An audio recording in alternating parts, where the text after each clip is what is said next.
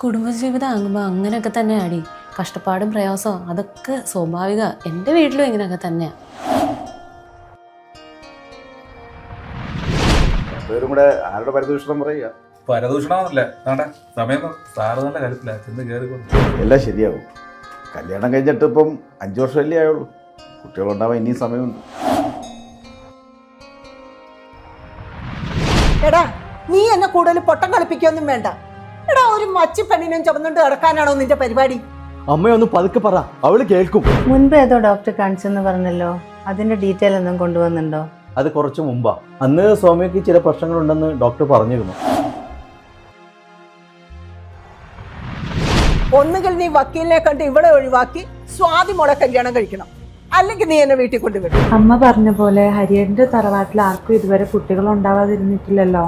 നമ്മൾ സ്നേഹിച്ച് കല്യാണം കഴിച്ചില്ലായിരുന്നെങ്കിൽ മാമന്റെ മോള് സ്വാതിയെ... വേണ്ട, ഞാൻ മുന്നേ പറഞ്ഞതാണോ ആ കാര്യം സംസാരിക്കണ്ടായിരുന്നു. ഇന്നലെ വന്ന പേഷ്യന്റിന്റെ റിപ്പോർട്ടാണത്. ഡോക്ടറെ, സൗമ്യയുടെ കാര്യം എന്തായി? അവൾക്ക് പ്രഗ്നന്റ് ആകാൻ വല്ല ചാൻസ് ഉണ്ടോ? എടാ, നീ വിഷമിക്കാതെ. അമ്മയടുത്ത് നമുക്ക് കാര്യം പറഞ്ഞ് മനസ്സിലാക്കാം. കൃഷ്ണേട്ടാ, ഹരിന്റെ കാര്യത്തിൽ ഭയങ്കര പ്രശ്നമാണ്. ഇങ്ങനെ പോയാൽ നമുക്ക് ശരിയാവില്ല. ഞാൻ അവനെ വിളിച്ചതല്ലേ, അവൻ എവിടെ പോയി?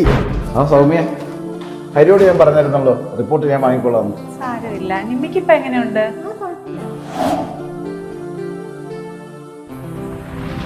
അപ്പൊ കാര്യങ്ങൾ നടന്നുപോണെങ്കിൽ കുറച്ചതിന്റെ ഡിലേ വരും. നിങ്ങൾ ചൂടായിട്ടൊന്നും കാര്യമില്ല. നല്ല വക്കീലേ, നാട്ടിൽ പോകാനുള്ള ആഗ്രഹം കൊണ്ടാണ് 2 ചെക്ക മുടങ്ങിക്കിടക്കുന്നത്. ഈ പടീനി ഒരിക്കലും കയറരുതെന്ന് വിചാരിച്ചതാ. പിന്നെ ചേച്ചിയുടെ സങ്കടം കണ്ടപ്പോൾ പിന്നെ നിന്നെ മാത്രമേ വേണ്ടതെന്നും പറഞ്ഞ് ഒറ്റക്കാലം നിൽക്കുന്നതിൻ്റെ മോളിൽ